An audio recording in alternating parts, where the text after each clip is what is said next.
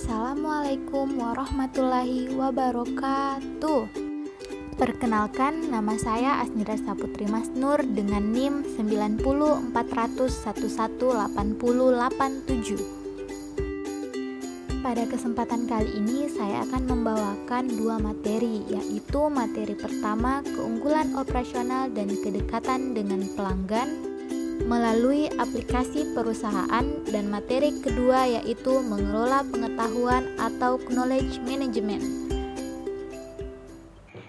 Materi yang pertama yaitu keunggulan operasional dan kedekatan dengan pelanggan melalui aplikasi perusahaan, di mana pada materi ini terdapat 4 pembahasan penting, yaitu pertama sistem perusahaan, kedua sistem manajemen rantai pasokan atau SCM, yang ketiga sistem manajemen hubungan pelanggan atau CRM, dan yang terakhir yaitu aplikasi perusahaan berkaitan dengan peluang dan tantangan baru.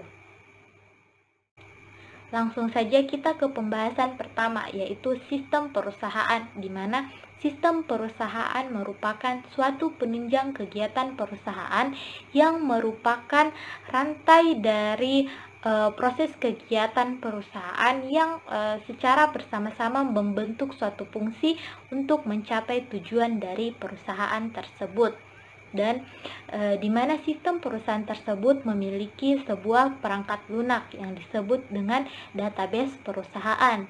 Adapun database perusahaan tersebut merupakan tempat di mana semua data-data dari divisi perusahaan tersimpan dan hanya dapat diakses oleh para petinggi atau yang berwenang dari divisi perusahaan tersebut.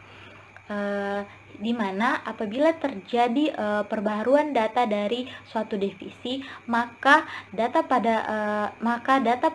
database tersebut akan otomatis pula terubah.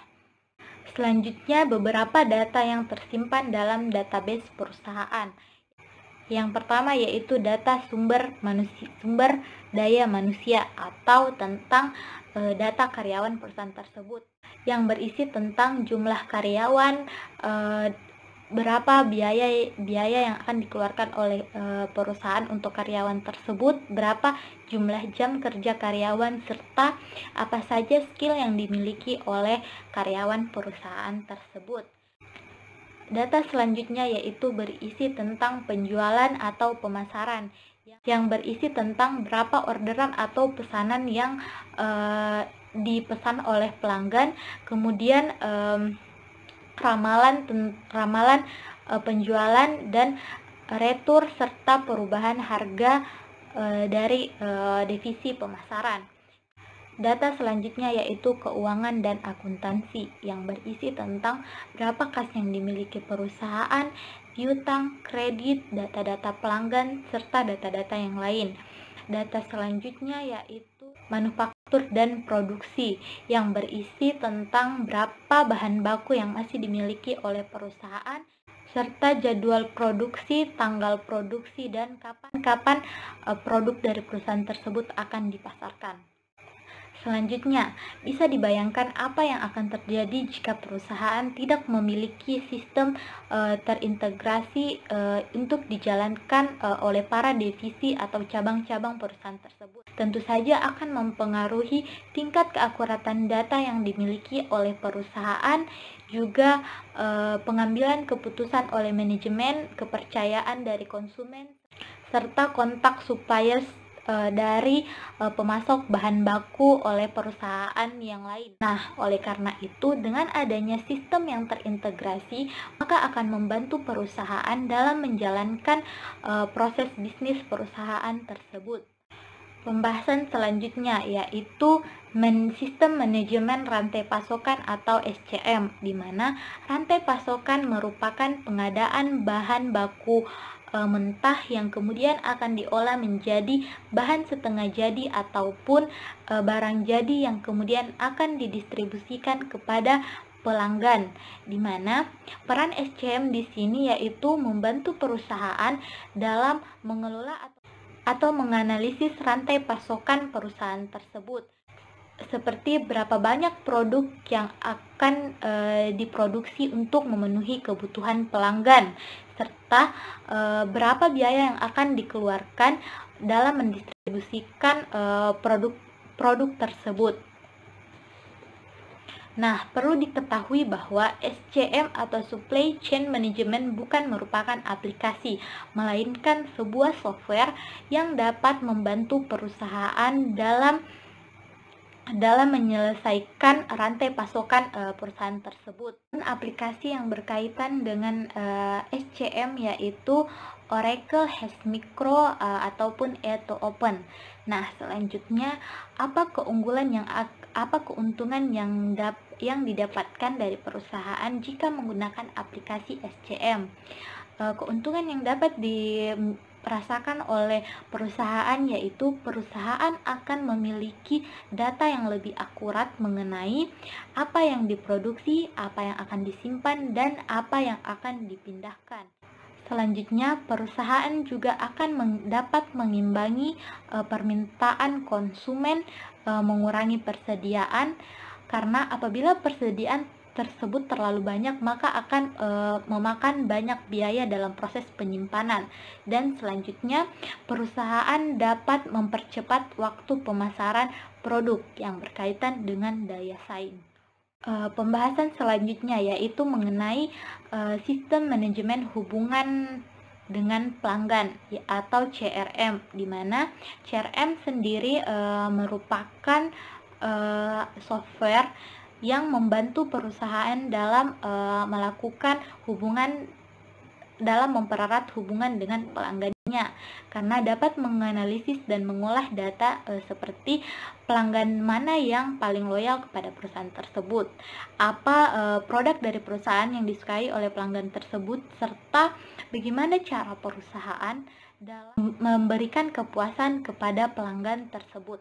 Nah, adapun perspektif yang dimiliki oleh CRM atau Care Relationship Management yaitu melalui penjualan, melalui layanan atau call center, dan melalui pemasaran. Mungkin cukup sekian pembahasan mengenai keunggulan operasional dan kedekatan dengan pelanggan melalui aplikasi perusahaan. Selanjutnya, mari kita membahas materi kedua yaitu Knowledge Management atau mengelola pengetahuan, di mana knowledge management atau mengelola pengetahuan merupakan suatu kumpulan teknik ataupun strategi yang digunakan untuk menyampaikan pengetahuan ataupun pengalaman daripada seseorang tersebut. Selanjutnya yang akan kita bahas yaitu keterkaitan data, informasi, pengetahuan, dan wisdom atau kebijakan, di mana data merupakan bagian yang masih mentah namun juga fakta, akan tetapi belum diolah, dan apabila diolah akan menjadi sebuah informasi. Adapun ketika informasi tersebut disandingkan atau dibandingkan dengan informasi-informasi yang lain, maka akan membentuk suatu pengetahuan, dan pengetahuan tersebut apabila disandingkan atau dibandingkan dengan informasi atau pengetahuan lain sehingga dapat dijadikan landasan, maka pengetahuan tersebut telah menjadi sebuah kebijakan atau wisdom, di mana wisdom atau kebijakan tersebut dapat kembali menjadi data, karena wisdom tersebut apabila telah menjadi sebuah kebijakan maka dapat menimbulkan suatu data-data mentah lagi yang dapat diolah kembali menjadi sebuah pengetahuan. Itulah alasannya mengapa data, informasi, pengetahuan, dan wisdom dikatakan sebagai suatu cycle yang terus saling berkaitan, di mana pada pengetahuan di sini bukan hanya sekedar ilmu-ilmu yang dimiliki oleh karyawan perusahaan saja, melainkan skill-skill apa saja yang dimiliki oleh karyawan perusahaan yang dapat digunakan untuk meningkatkan performa dari perusahaan tersebut. Di sini, mengapa pengetahuan tersebut perlu diolah? karena pengetahuan merupakan aset tidak berwujud dari perusahaan. Misalkan, walaupun perusahaan tersebut memiliki teknologi yang baik, aset yang banyak, piutang yang banyak, ataupun gedung yang bertingkat, tetap tidak akan bernilai apapun jika di dalamnya tidak memiliki pengetahuan yang cukup. Atau misalnya di dalamnya hanya terdapat karyawan-karyawan yang tidak berskill atau memang karyawan yang tidak ingin belajar. Nah, itulah alasan mengapa pengetahuan dikatakan sebagai aset tidak berwujud dari suatu perusahaan. Nah, langkah selanjutnya yaitu bagaimana perusahaan tersebut dapat mengelola atau memanage pengetahuan sehingga dapat menjadi nilai tambah dari perusahaannya dan dapat menjadi tolak ukur agar dapat bersaing dengan perusahaan lainnya. Pembahasan selanjutnya yaitu beberapa indikator yang berkaitan dengan knowledge management atau mengelola pengetahuan, yaitu orang dari perusahaan tersebut, informasi yang dimiliki oleh perusahaan, teknologi, wawasan, proses, serta nasihat yang dimiliki oleh perusahaan tersebut. Adapun pada materi ini saya akan menjelaskan 3 indikator yang berkaitan dengan knowledge management, yaitu teknologi, di mana ada beberapa aplikasi yang dapat menunjang penerapan knowledge management dalam perusahaan. Misalnya platform, cloud access, cloud, dan sebagainya. Adapun dari manusia yang berkaitan dengan perusahaan, yaitu kultur yang dimiliki oleh karyawan tersebut, bagaimana karyawan tersebut dalam menyampaikan pengetahuan yang dimilikinya, serta bagaimana cara karyawan tersebut mengelola pengetahuan yang dimilikinya. Selanjutnya yaitu content management atau yang berhubungan dengan bagaimana cara karyawan tersebut dalam menyampaikan pengetahuan yang dimilikinya. Bisa saja melalui storytelling atau melakukan diskusi mengenai pengetahuan yang dimilikinya, atau melalui sharing di media sosial, ataupun juga melalui transfer pengetahuan, bisa saja melalui acara seminar ataupun acara-acara yang lainnya. Pembahasan terakhir yaitu tentang bagaimana proses dari knowledge management tersebut. Yang pertama yaitu tentu saja mengumpulkan data dari pengetahuan tersebut. Selanjutnya bisa dapat digunakan ataupun juga bisa diperkaya lagi dengan pengetahuan yang lainnya.